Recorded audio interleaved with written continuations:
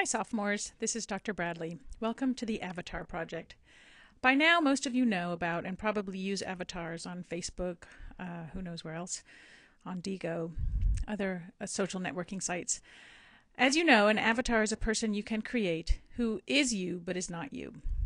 This, for example, is my what I call my Warhol avatar, a photo of me that I played with until it was modern art-like. I had fun with light, and I think it's a little spiky. This is my OMG, my head is exploding avatar. I use it when I have too much going on in my head.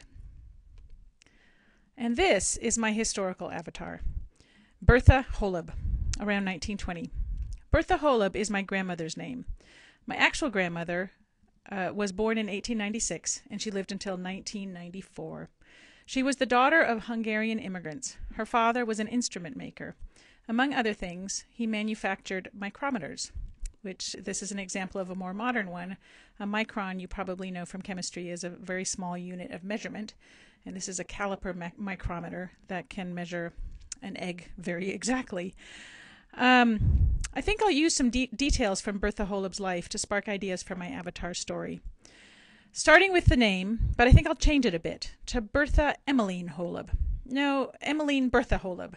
I'm not so fond of the name Bertha.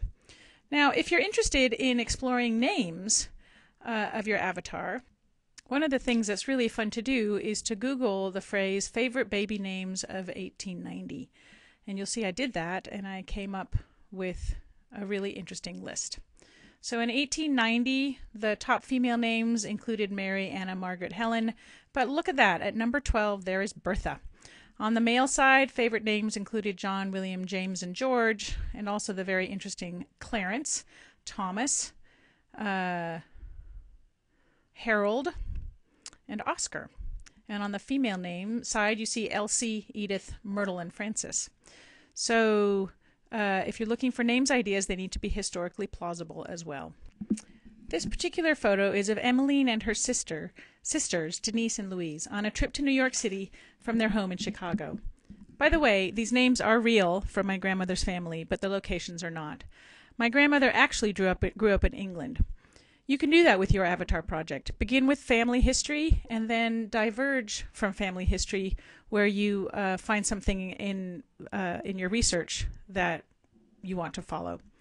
As long as your story is historically plausible and when you do your presentations, you reveal the actual source information for the photographs.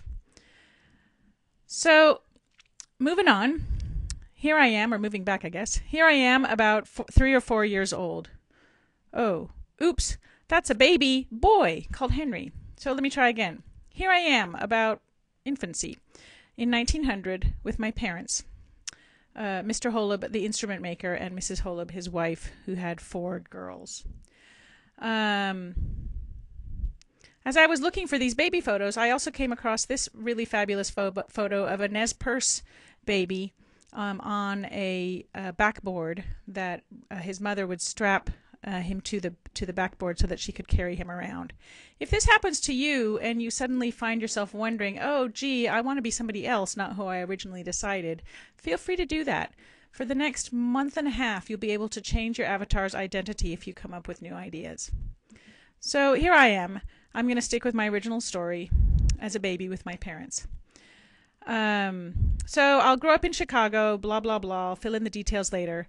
And then something I've always been fascinated with, in 1918 and 1919, there was a flu pandemic worldwide and millions of people died. So I think I'll have Emmeline catch the flu and die, along with millions of others.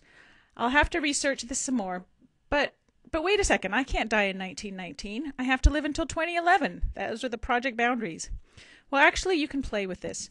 Your story starts around 1900 and ends around 2011, but you can have that be the life of one person, a very healthy person, or several generations. The only caveat in my case is that if Emmeline dies in 1918, she has to have had a child already to continue her story.